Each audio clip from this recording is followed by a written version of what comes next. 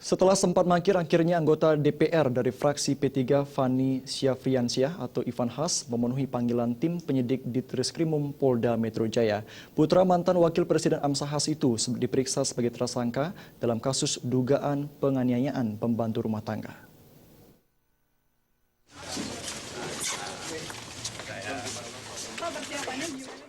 Didampingi kuasa hukumnya Tito Hananta, anggota DPR fraksi P3, Fani Syafriansyah atau Ivan Has, akhirnya mendatangi Mapolda Metro Jaya. Ivan Has datang guna menjalani pemeriksaan pertama sebagai tersangka terkait kasus dugaan penganiayaan pembantu rumah tangga. Pemanggilan untuk Ivan Has ini merupakan pemanggilan kedua.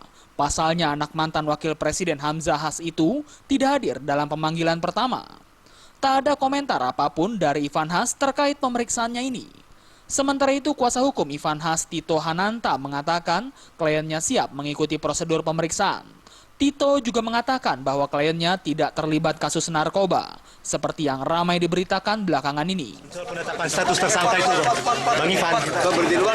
Penetapan status tersangka terhadap diri Anda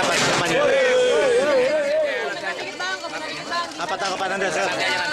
Soal status tersangka gimana Bang Ivan?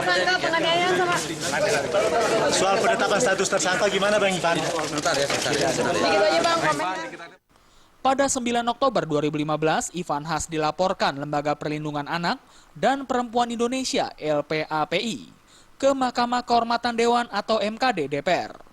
Ivan bersama istrinya diduga menganiaya pembantu rumah tangganya berinisial T di apartemen Ascot, Jakarta Pusat. Selain dilaporkan ke MKD, politisi Partai Persatuan Pembangunan tersebut juga dilaporkan ke Polda Metro Jaya oleh T yang didampingi Lembaga Perlindungan Saksi dan Korban LPSK pada 1 Oktober 2015. Tak berhenti sampai di sini, Ivan Has juga disebut-sebut terjaring kasus penyalahgunaan narkotika berdasarkan pengembangan dari operasi darurat narkoba di perumahan Kostrad, Tanah Kusir, Jakarta Selatan beberapa waktu lalu.